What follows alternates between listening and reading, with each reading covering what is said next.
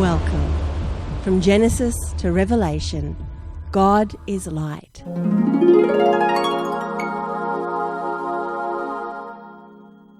Jesus is light. We are called to walk in that light, by that light, and to become light. The earth sprang into being with light. God accompanied the Israelites in the wilderness with the light of fire. His presence in the temple was signified by fire. Jesus' birth was heralded with light. He declared himself to be light and proved it, and he calls us to be light and to let our light shine. What does it mean when Jesus, this Jesus who is filled with light and wonder, names us as the light of the world and tells us to shine? How do we live as light in this world, allowing all the God colours to shine out from us? The prayers, scriptures, and meditations in this material are an invitation to reflect on what it means to shine.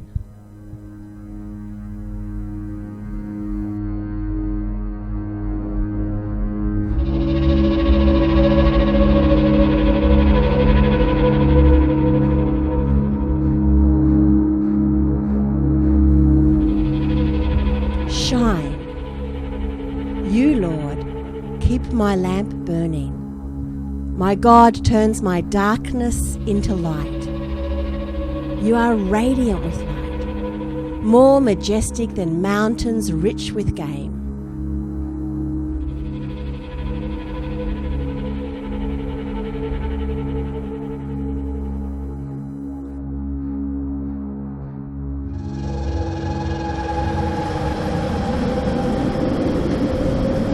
In the beginning, God created everything, the heavens above and the earth below.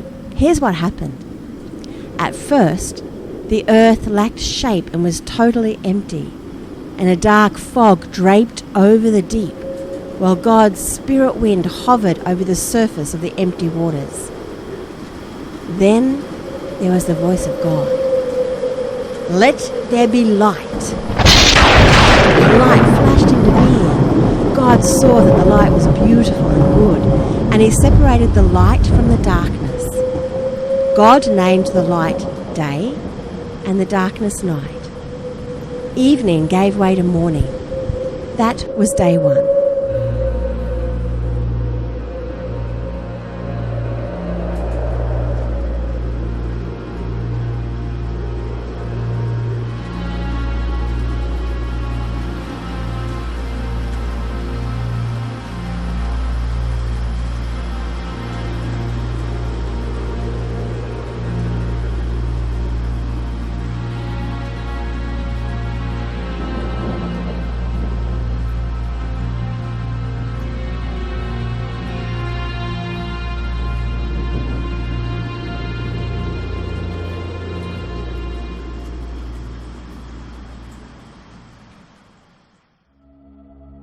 Your love, Lord, reaches to the heavens, your faithfulness to the skies.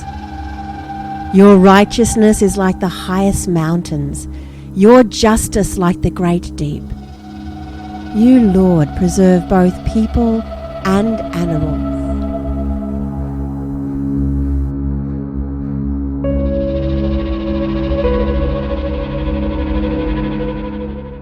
They feast on the abundance of your house.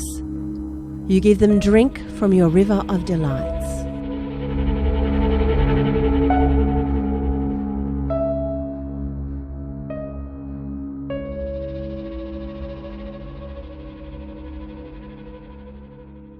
Jesus said, here's another way to put it.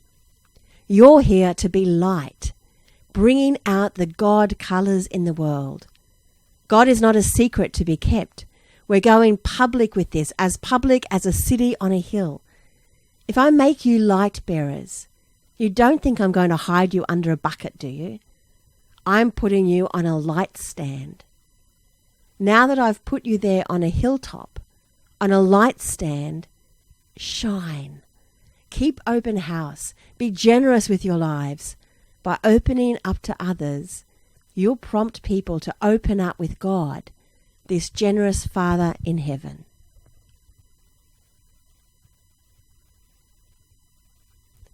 My husband Ross makes beautiful lead light objects. He uses pieces of coloured glass that are left over from other projects and joins them together to create beautiful candle holders.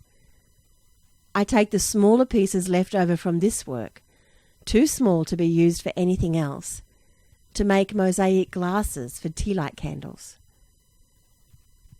Until the candle inside is lit, these mosaic glasses are just pieces of pretty glass glued onto another glass. With light burning from within, they become radiant and multicoloured light shines in all directions.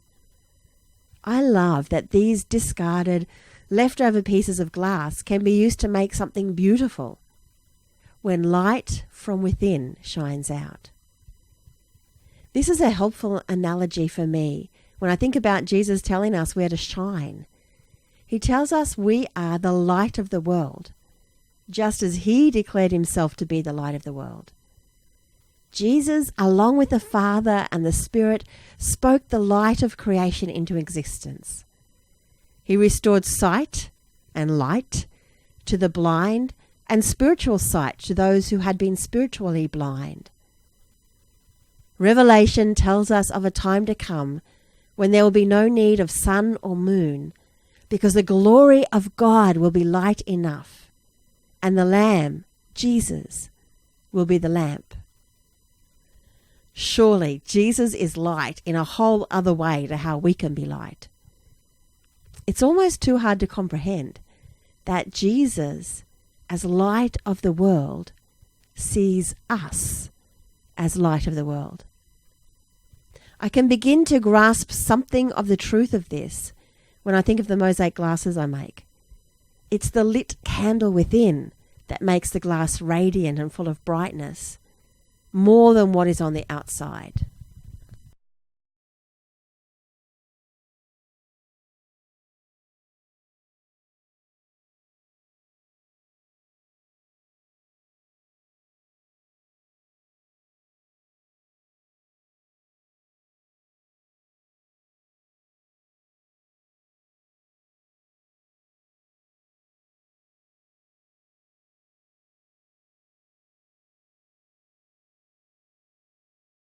We can shine as light of the world because it is God's light within us that shines out. This is something of a relief to me. It's not up to me alone, with all my flaws and frailty, my imperfections and insecurities, to be the light of the world. That seems to be way too big a responsibility.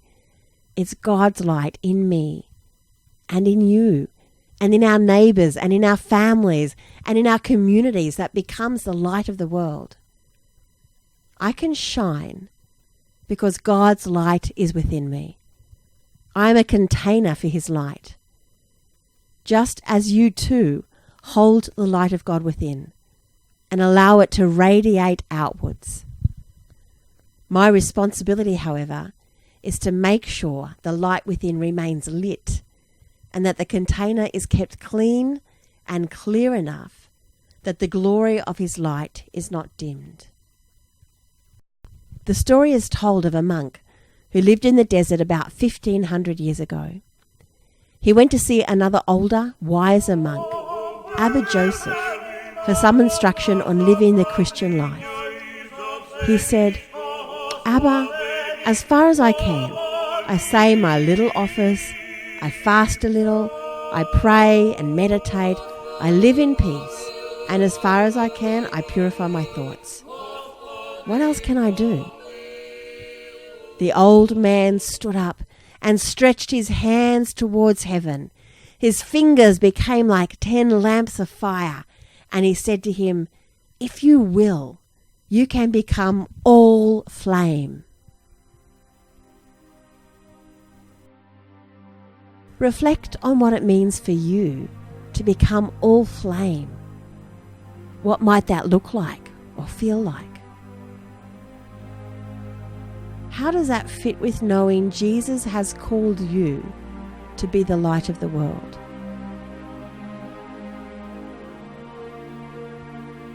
It's been said that there is a burning bush inside each one of us. Is there anything in your life that may need to be changed or let go of in order for this burning bush within to be more visible and more radiant?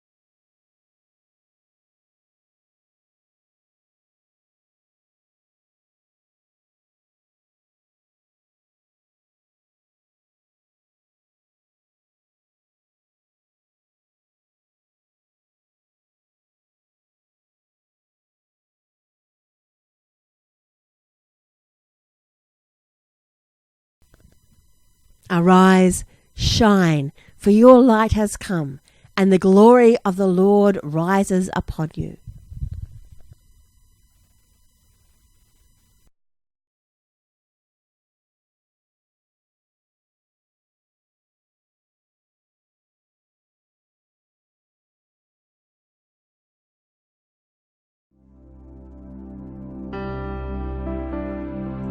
Dear Jesus, help me to spread your fragrance everywhere I go. Flood my soul with your spirit and life. Penetrate and possess my whole being so utterly that my life may only be a radiance of yours.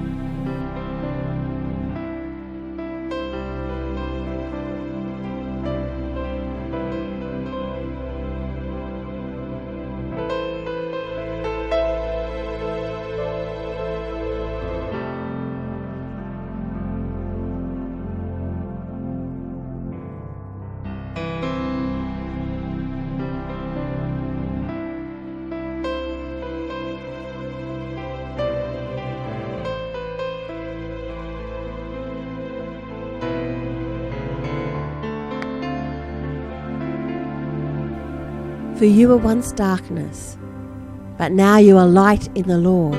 Live as children of light. For the fruit of the light consists in all goodness, righteousness and truth. And find out what pleases the Lord. Have nothing to do with the fruitless deeds of darkness, but rather expose them.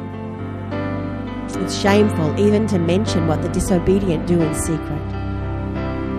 But everything exposed by the light becomes visible, and everything that is illuminated becomes a light. This is why it is said, "Wake up, sleeper, rise from the dead, and Christ will shine on you."